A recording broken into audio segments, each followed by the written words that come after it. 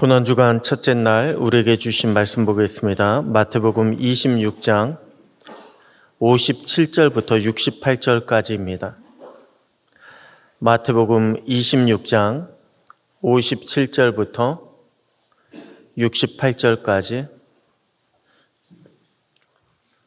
우리 한 절씩 교독하시겠습니다. 예수를 잡은 자들이 그를 끌고 대제사장 가야바에게로 가니 거기 서기관과 장로들이 모여 있더라.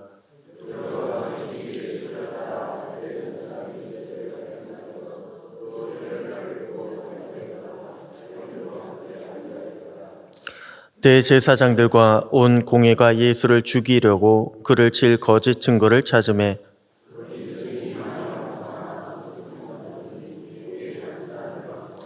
이르되 이 사람의 말이 내가 하나님의 성전을 헐고 사흘 동안에 지을 수 있다 하더라 하니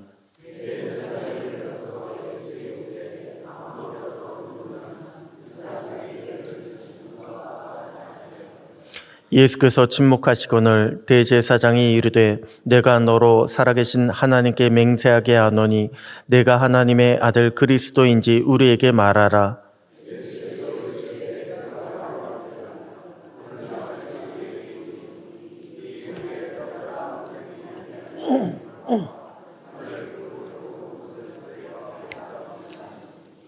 이에 대제사장이 자기 옷을 찢으며 이르되 그가 신성 모독하는 말을 하였으니 어찌 더 증인을 요구하리요.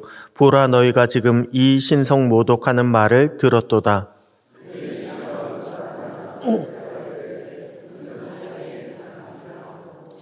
이에 예수의 얼굴에 침 뱉으며 주먹으로 치고 어떤 사람은 손바닥으로 때리며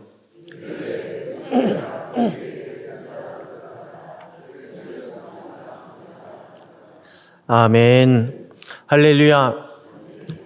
고난주간 첫째 날입니다. 말씀과 기도를 통하여 우리를 돌아보며 돌이키고 또한 주님께 더 가까이 나아가는 은혜가 오늘 저와 여러분 가운데 있게 되기를 소원합니다. 오늘 본문은요, 예수님께서 붙잡히신 후에 제일 먼저 공회에서 대제사장들과 서기관 장로들에게 신문을 받는 장면입니다. 여러분, 신문이 무엇입니까?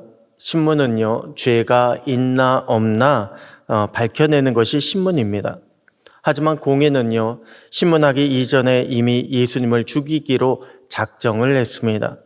본문에 나오는 신문은요, 그저 예수님을 죽일 구실을 만들려고 하는 것일 뿐입니다. 형식적인 절차에 불과합니다. 여러분, 요즘에 우리나라도요, 사법 정의에 대한 그런 이야기가 많지 않습니까? 인간의 생명은 가장 소중하기 때문에 사람을 판단하는 것은 최대한 공정해야 합니다. 정의로워야 합니다. 그런데 예수님의 신문은 그렇지 않았습니다. 정의 대신에 불의가 가득했습니다. 교만과 위선과 미움이 가득했습니다. 아니, 분명 신문의 자리는 죄를 밝히는 자리입니다. 그런데 그 자리에서 드러난 죄는요, 예수님의 죄가 아니었습니다. 신문 자리에서 드러난 죄는 대제사장들, 서기관, 장로들의 죄, 바로 우리들의 죄가 드러난 것을 우리는 볼 수가 있습니다. 자, 그렇다면 예수님 앞에서 드러난 유대인들의 죄, 우리들의 죄는 어떤 것이 있습니까? 먼저는 우리 안에 여전히 거짓이 남아있다는 것이 드러납니다. 목적을 이루기 위해서라면 언제든지 거짓을 사용하는 그런 우리의 죄가 드러나게 됩니다. 여러분, 오늘 본문의 대제사장들과 공회가 바로 그러했습니다. 그들이 누구입니까? 그들은요, 대제사장 같은 경우 대속죄일, 백성들을 대표해서 대속죄일에 속죄제를 드리는 사람이 대제사장입니다. 백성들 중에 유일하게 성전에서 가장 거룩하다고 하는 지성소에 하나님 앞에 들어갈 수 있는 한 사람이 바로 대제사장입니다. 그리고 공회의 대부분의 사람들은요, 바리새인들이었습니다. 한마디로 지금 예수님은 가장 거룩하다고 하는 사람, 가장 나는 율법적으로 깨끗하다라고 하는 사람들에게서 신문을 받고 있는 것입니다. 자, 그런데 오늘 본문 59절부터 60절에 보게 되면 뭐라고 말씀을 주고 있습니까? 대제사장들과 온 공회가 예수님을 죽이려고 거짓 증거를 찾고 있다고 했습니다. 그래서 많은 거짓 증인들이 왔지만 예수님을 죽이려고 하는 증거를 만들지 못했다고 했습니다. 가장 공정해야 할 신문의 자리에서 가장 거짓됨이 없다라고 자부하는 사람들이요, 예수님을 죽이려고 거짓을 묵인하고 있습니다. 거짓을 상관하지 않고 있습니다. 왜 그럴까요? 예수님을 죽이려는 것이 목적이기 때문에 그렇습니다. 예수님을 죽이고 자신들의 자리, 자신들의 기득권을 지키는 것이 목적이기 때문에 그렇습니다. 여러분, 거짓은요, 우리가 어려서부터 가장 먼저 죄라고 배우는 것이 거짓입니다. 애기들에게 야, 너 거짓말하면 너 큰일 난다고 제일 먼저 가르치는 것이 거짓말의 죄 아닙니까? 거짓이 나쁘다라고 하는 거, 그렇기 때문에 세상 사람들도 다 알고 있습니다. 만약에 거짓을 사용한다, 그러면 처벌받는 것 누구나 다 알고 있습니다. 하지만 보십시오. 세상 사람들은요, 이익 앞에서 거짓을 사용하는데 주저하지 않습니다. 왜냐하면 거짓으로 얻는 이득이 양심의 가책을 누르기 때문에 그렇습니다. 그런데 여기에 우리 믿는 성도들도 자유롭지 못합니다. 많은 성도님들이 이익 앞에서 무너집니다. 거짓을 묵인합니다. 그러면서 이익을 취하려고 합니다. 아니, 알고 보면 거짓은요, 경제적인 영역에만 국한되는 것이 아닙니다. 왜 우리는 나를 자랑하는데 거짓을 사용하지 않습니까? 좀 더 과장이라는 이름으로 우리는 거짓을 사용하는데 주저하지 않습니다.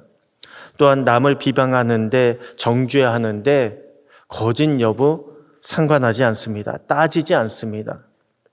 부담되는 헌신을 거절할 때도 우리는 거짓으로 핑계를 대기도 합니다. 여러분, 우리 안에는 여전히요, 거짓을 사용하는 죄인의 모습이 남아있다는 것을 우리는 발견해야 합니다. 거짓이 우리 안에 남아서 수시로 우리를 유혹하고 있습니다. 이럴 때 거짓을 사용하자. 이번만 넘어가면 되는데 아무도 모를 것이다. 여러분, 우리는 이것을 주의해야 합니다. 우리 안에 거짓의 죄인의 모습이 남아있다는 것을 우리는 깨닫고 이러한 유혹 앞에 우리는 믿음으로, 말씀으로 거짓을 물리치고 믿음을 지키는 저와 여러분 되시기를 주님의 이름으로 축복합니다.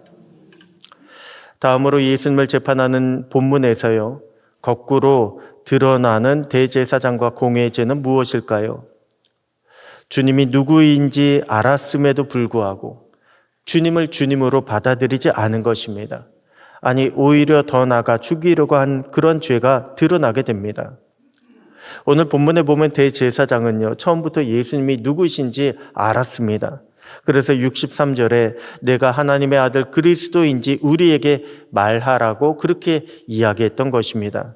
그런데 여러분, 여기에는요, 함정이 있습니다. 만약 예수님이 자신이 그리스도가 맞다라고 하면 신성모독으로 죽이려고 했습니다.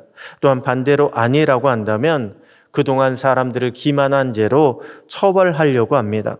그렇게 대제사장은요, 어떻게든 예수님을 죽이고 없애려고 했던 것입니다.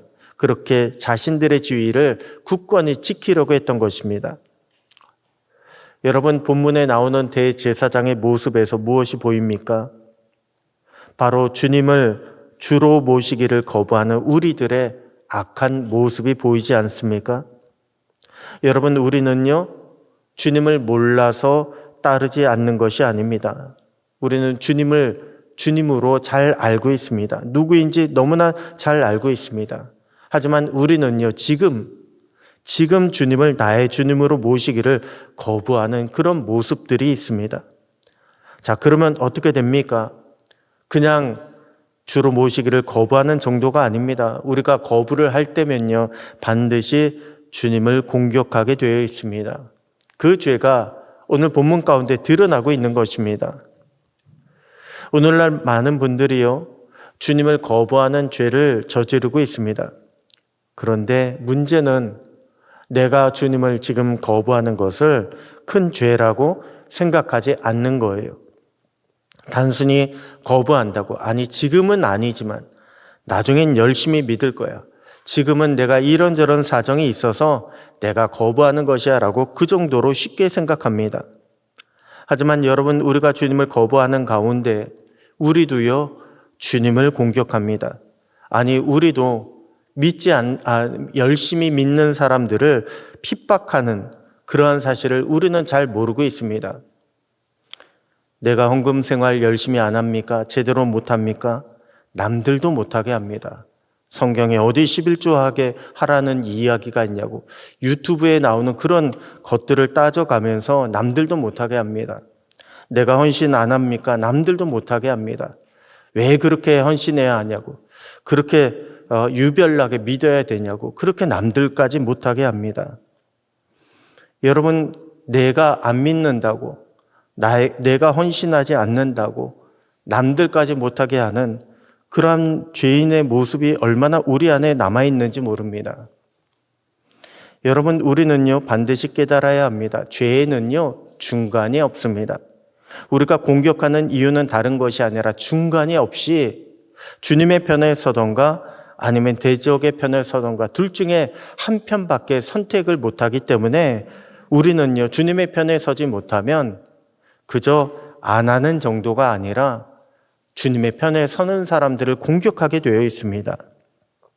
우리는 이러한 죄인의 모습, 내 안에 혹 이런 모습이 있지는 않은가 우리는 돌아보며 또한 깨달을 줄 알아야 합니다. 오늘 주님을 믿는 저와 여러분은 어떤 신앙의 모습을 보이고 있습니까? 오늘 우리는 혹 우리도 대제사장 혹은 서기관, 여기 나와 있는 공회의 사람들처럼 내가 이렇다 저렇다 판단하고 정죄하는 그런 죄인의 모습이 있지는 않습니까? 오늘 말씀을 보시면서 주님, 우리는 죄인의 모습을 여전히 가지고 있는 연약한 죄인들입니다. 주님, 우리를 다시 한번 붙잡아 주시고 주님의 십자가 보혈로 우리의 죄를 씻어 주시옵소서. 주님 앞에 다시금 온전한 신앙인으로 일어설 수 있도록 주님, 우리에게 은혜를 더하여 주시옵소서.